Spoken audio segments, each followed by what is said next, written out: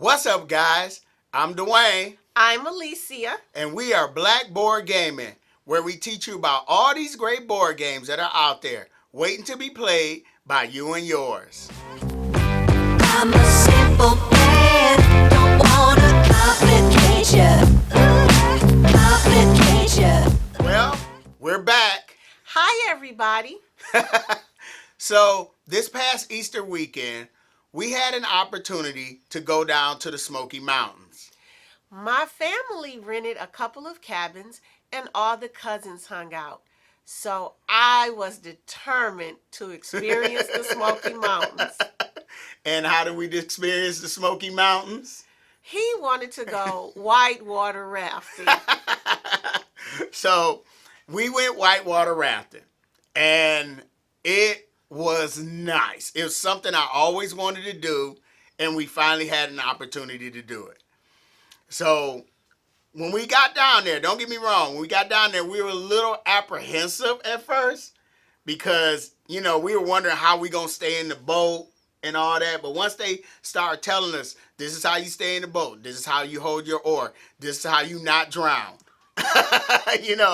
then the ride didn't seem as dangerous as she thought it was going to be. For real. You're not putting all that on me. But speaking of dangerous rides, today we're going to talk about a game we recently played called Danger Park. Danger Park is a game designed by Jono Naito, Ben Sobine, and published by Story Machine Games. Let's go to the table for a quick overview of how this game is played. Danger Park is a dice chucking game for 2 to 4 players where the players are investors of a failing amusement park and they're trying to earn the most money before the park closes. To set up the game, we will take this game tray and place it at one end of the play area, which is Danger Park sign set in the back.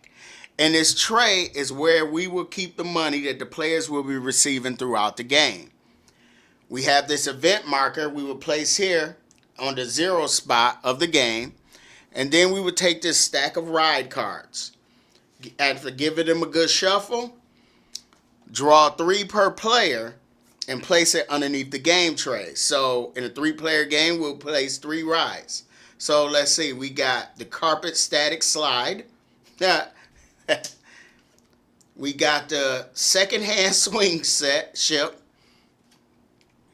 And we got the methane infused obstacle course. That sounds dangerous. Then we would take a damage token matching the damage type of the ride, and we would place it on that ride. So this one gets an electrical damage token. This one gets mechanical damage token. This one gets gas.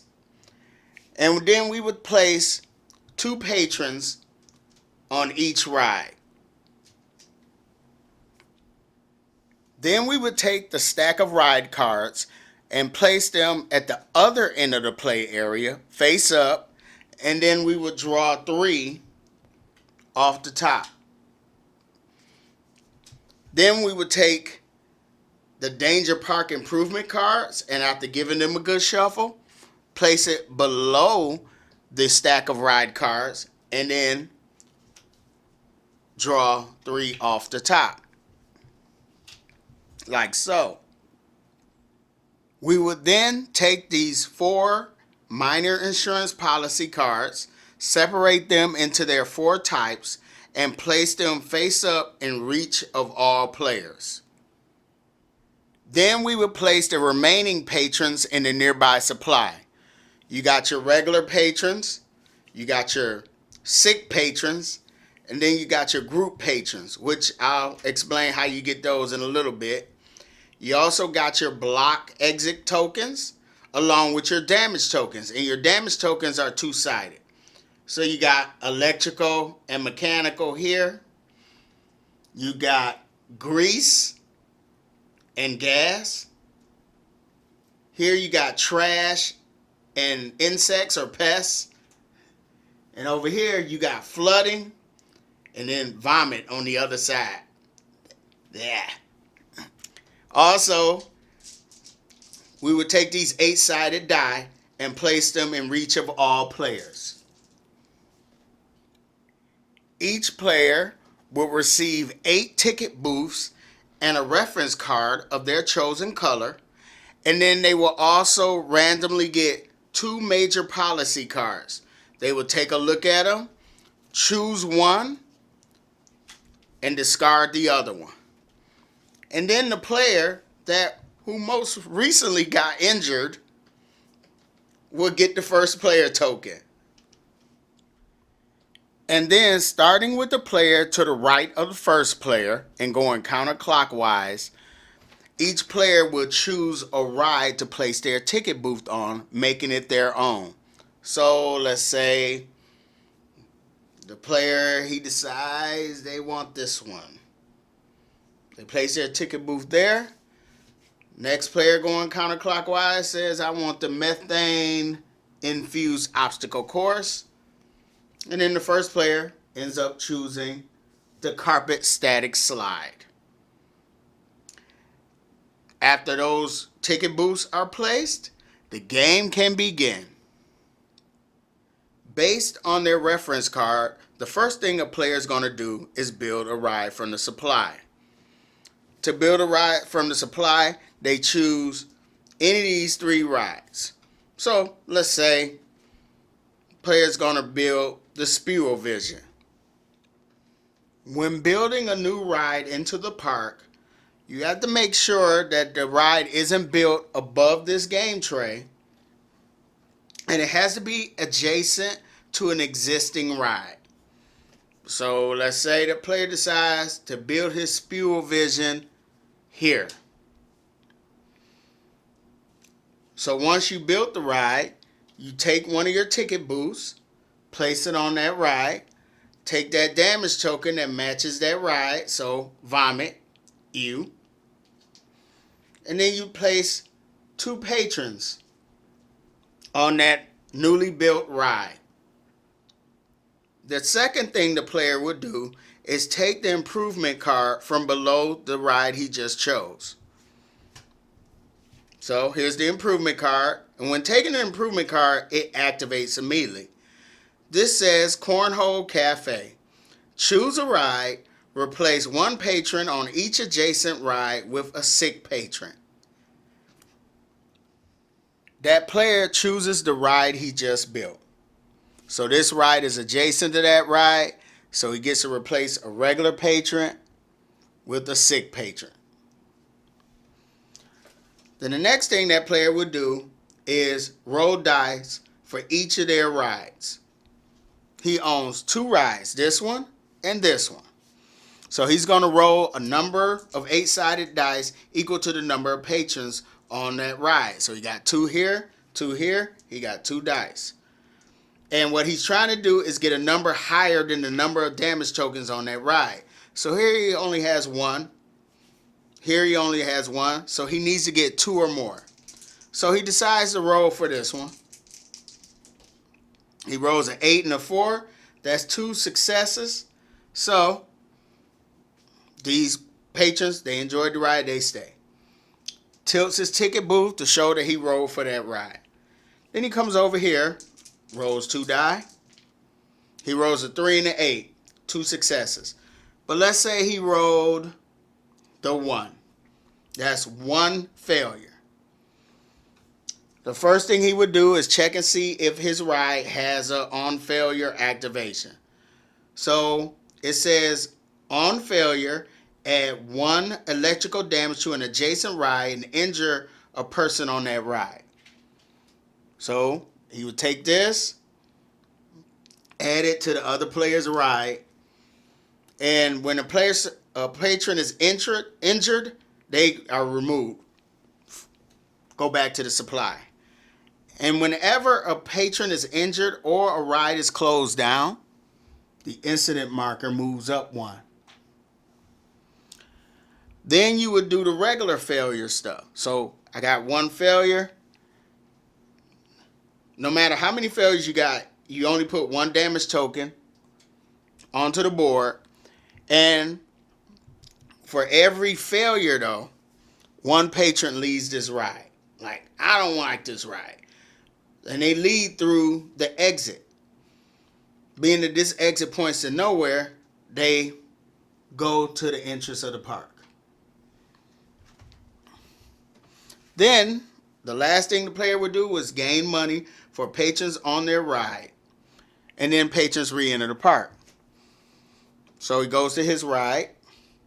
He got 2 patrons there. He would get 2 coins. He goes over here. He got 1 patron still left. He would get another coin. So let's put these 2 back and get a 3. Okay. And money is the victory points. That count as the victory points at the end of the game. You want to get the most money in order to win the game.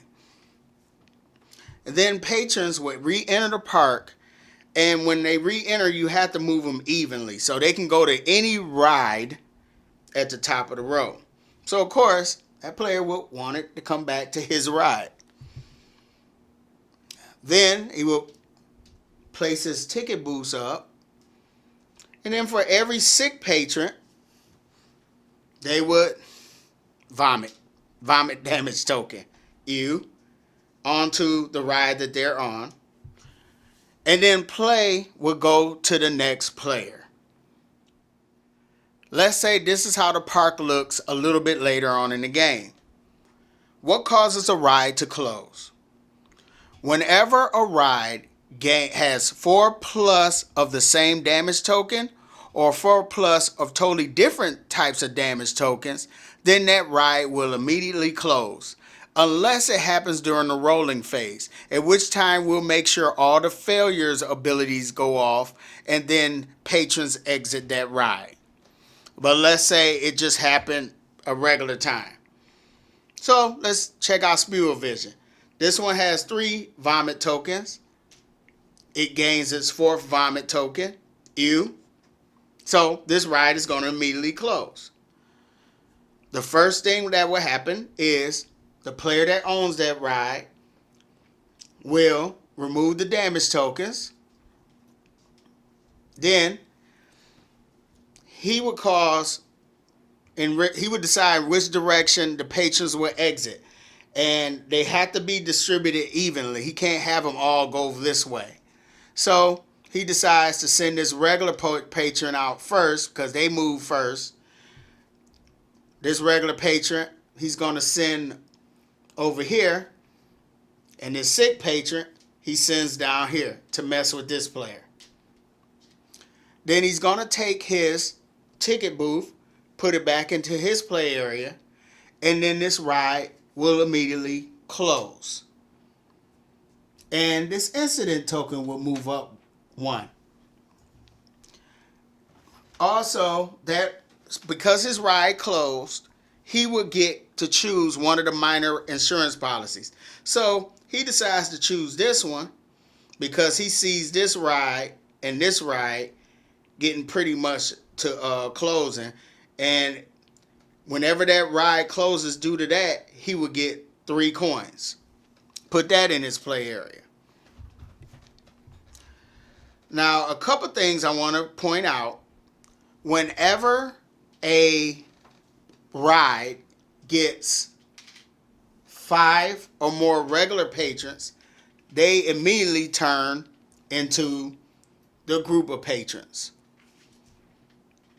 And group of patrons, if they're still on your ride at the collect money phase, you'll get 5 coins for that guy.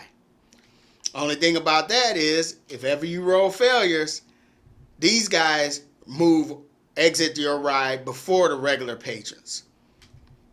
Now, if you have 4 regular patrons and 1 sick patron, you still won't get this. Sick patrons cannot be exchanged for the group of patrons.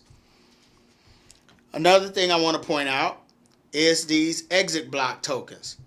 So there are some things that happen in the game where you're able to place one of these on an exit. So let's say this player decides to place this due to an effect on one of the improvement cards. So whenever a patron has to exit his ride, they can't go this way, So they end up coming down to his other ride. And that way he still gets to collect coins. Now, like I said, whenever the incident marker is moved, every time a player is injured, a patron is injured, or a ride closes. When it gets to 9, we will make sure all players get an equal amount of turns, and then they will count up their money. And whoever has the most money at that time will be the winner of Danger Park. So, what did you think about the theme of Danger Park? So the theme is tongue in cheek. What do you mean by tongue in cheek? So it can't be taken seriously. It's meant to be fun.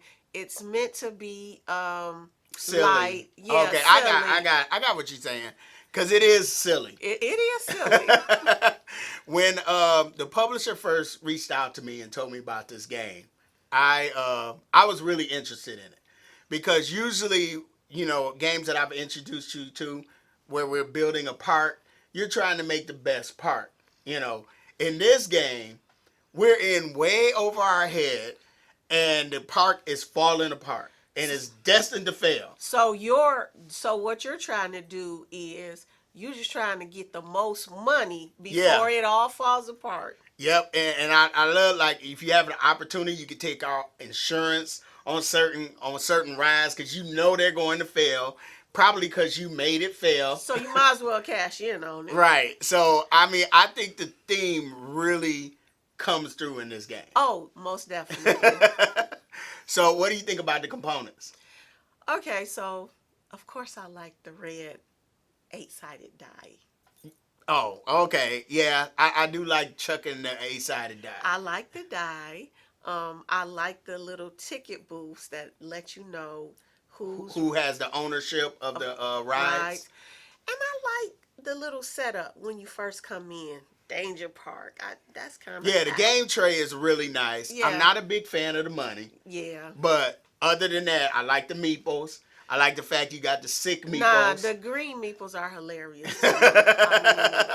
Because they vomiting everywhere. Yeah, that's just I think that's very funny. Yeah. Very thematic. Yeah, it's I love the components. All right, so what do you think about the art though?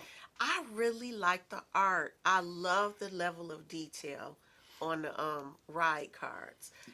It's colorful, but just the facial expression. I mean, it's just hilarious to me.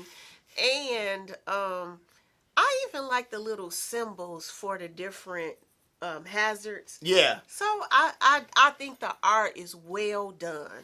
Yeah. So when we played, whenever we put out a ride, I made sure that we read all the text on the ride because it is hilarious. Yes.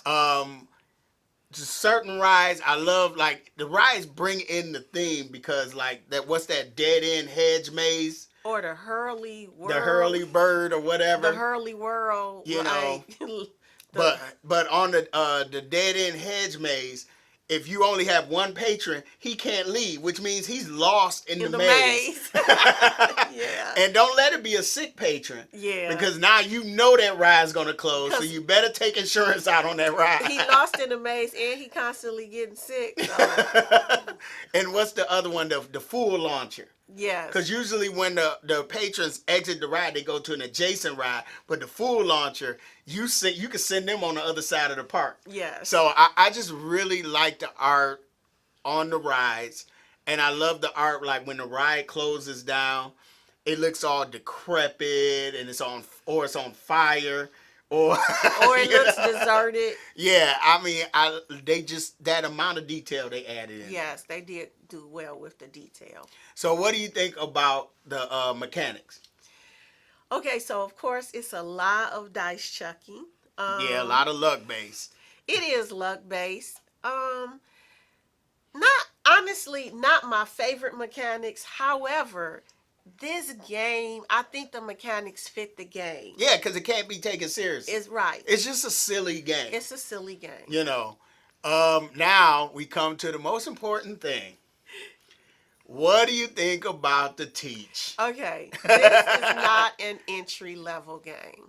Yeah, this game will have you. It just. I think that's the bad part of the game. What's that word you keep using? Fiddly. It's very fiddly. It's very fiddly. Yes. It is, and it just there is some.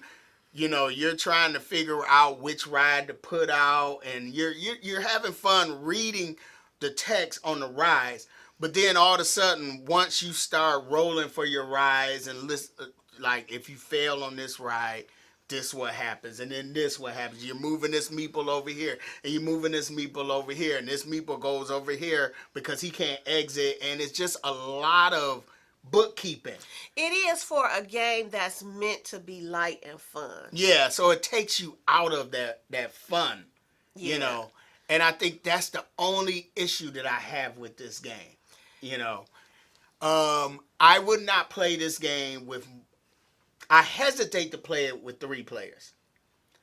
I definitely wouldn't play it with 4 Yeah, players. because it's too much to keep up with, and it would be a little bit chaotic, honestly, with 4 players. Yeah, a little bit of downtime going on. Because Yes. now, once your park builds out and you own like 4 or 5 different rides, now you're sitting there like, okay, I roll for this one.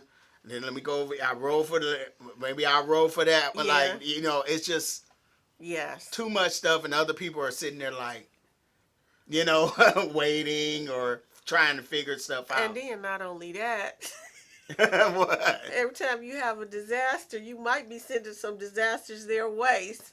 Oh, you hated that.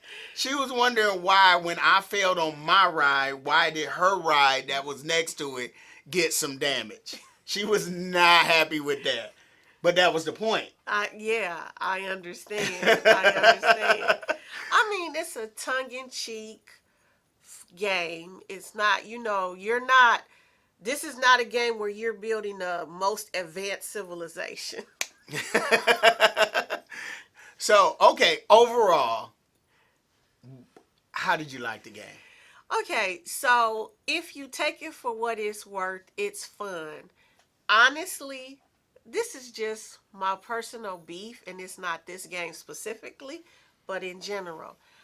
I don't mind a little bit of take that in a game Right. because it makes a competitive game a little bit more challenging and a little bit more interesting. Right. But I really don't like a game where you pretty much have to win through take that. Because when I win, I want it to be because I outplayed my opponent, Right. not because I did the best job of sabotaging my opponent. Yeah, this game does sabotage the players. Yes. And I actually, like I said, I will play this at 2 players, and I'll play it with you, and it's just fun. I love the theme. Okay, it stands out.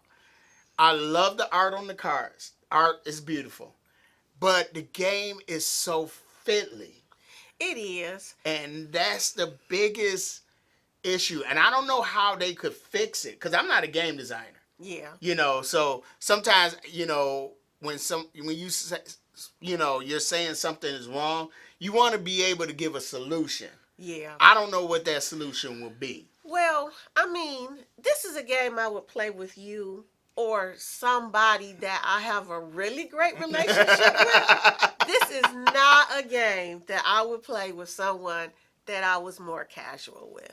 Yeah, because then there's some fights might start. Yes. No. I mean, it's kind of a fun game, but it's a little bit too much take that to really be playing. This is not a game I would take to a gaming convention or this is not a game. This is a game I would bring if everybody was my good friend. Oh, really? Yes. Oh, you want them to stay friends though, right? I mean, I got some folk that I'm cool like that with. All right, besides you. All right, I got you. So that's what we think about Danger Parks. Love the theme. I think it shines through in this game. The game is just really, really, really fiddly, and I think It's not an entry level game. I can see this playing this game every now and then. Yes, You know, but if I just want to have some silly fun, exactly. but that's what we think. Exactly. I think it's a cool theme. You guys did a good job. So, if you like the contents of our video, feel free to hit the like button, subscribe, follow us on Facebook, Instagram, or Twitter. And, like I said, see us next week. I'm Dwayne. I'm Alicia. We are Blackboard Gaming, and we will see you next time.